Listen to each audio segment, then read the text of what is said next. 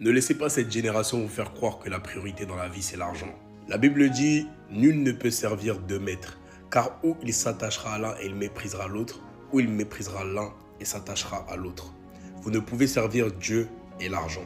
Aujourd'hui, tout le monde court après l'argent, parce qu'on en a besoin, mais aussi parce que l'être humain a toujours soif de plus. C'est un éternel insatisfait. Toujours plus de pouvoir, toujours plus de richesse, toujours plus, toujours plus, toujours plus. Tu ne peux servir le Seigneur et servir Mammon en même temps. Mammon, c'est une personnification de cet amour de l'argent. C'est une personnification du fait d'aimer l'argent à l'extrême. Et cette entité qui est Mammon caractérise bien l'état d'esprit de cette génération. Aujourd'hui, les jeunes ne cherchent plus la piété, ils cherchent à s'enrichir, ils cherchent à toujours avoir plus. Ils veulent montrer sur les réseaux, ils veulent montrer à leur entourage, ils veulent montrer que moi j'ai, moi j'ai, moi j'ai, moi j'ai. Mais l'apôtre Paul s'adressant à Timothée dit « L'amour de l'argent est à la racine de bien des maux et beaucoup se sont égarés loin de la foi à cause de cet amour de l'argent. Mais toi, homme de Dieu, fuis ces choses et poursuis la foi, l'amour, la charité avec ceux qui invoquent le Seigneur d'un cœur pur. » L'apôtre Paul met en garde Timothée. À cause du fait que les gens ont voulu poursuivre l'argent, être plus riche, être plus riche, être plus riche, ils se sont égarés de la foi.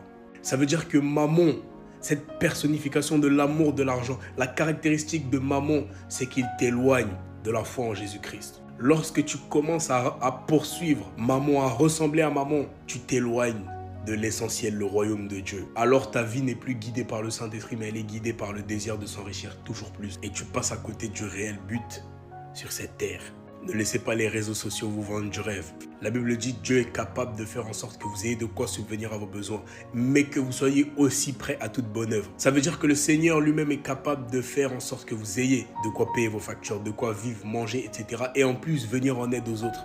Et la Bible dit encore, la foi, la piété est utile à beaucoup de choses lorsqu'on sait se contenter de ce que l'on a. L'argent dans ce monde, il y en a besoin. Tu ne peux pas vivre sans, tu ne peux pas payer tes factures sans, c'est un fait. Mais la foi ne te sera réellement bénéfique et utile que si tu sais te contenter de ce que tu as. Si tu ne sais pas te contenter de ce que tu as et que tu es quelqu'un qui poursuit constamment l'argent, la foi, tu vas la regarder comme quelque chose d'inutile, comme quelque chose qui passe en second plan, parce que c'est l'argent avant tout pour toi.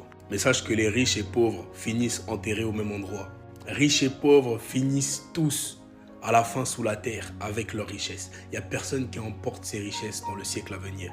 La Bible nous parle de l'histoire de Lazare et de l'homme riche. Lazare le pauvre était au ciel et l'homme riche s'est retrouvé en enfer. Et l'homme riche a supplié Lazare. Il a dit: Lazare, toi qui es au ciel, va dire à ma famille, ceux qui sont encore vivants, va leur dire, va les avertir, afin qu'ils ne finissent pas comme moi. Un homme riche qui, à cause de ses richesses, a poursuivi les mauvaises choses, s'est retrouvé en enfer. Il dit à Lazare: va dire à ma famille qui sont encore vivants de ne pas courir après l'argent comme moi, mais de servir Dieu. Alors toi, de ton vivant, on t'avertit, ne poursuis pas Mammon. N'écoute pas cette génération qui veut te dire qu'il faut courir après l'argent, courir après les richesses. À moi l'or et l'argent, dit le Seigneur. Tout lui appartient. Alors sers-le et tout le reste, il te le donnera en son temps, de la bonne manière. Tu n'as pas à servir l'argent. Sers Dieu, l'argent viendra. Choisis le bon combat.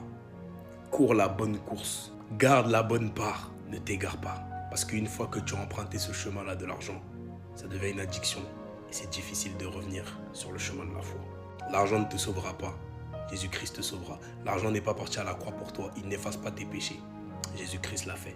Alors attache-toi à lui. Fais de lui le premier dans ta vie. Sois fortifié, sois béni.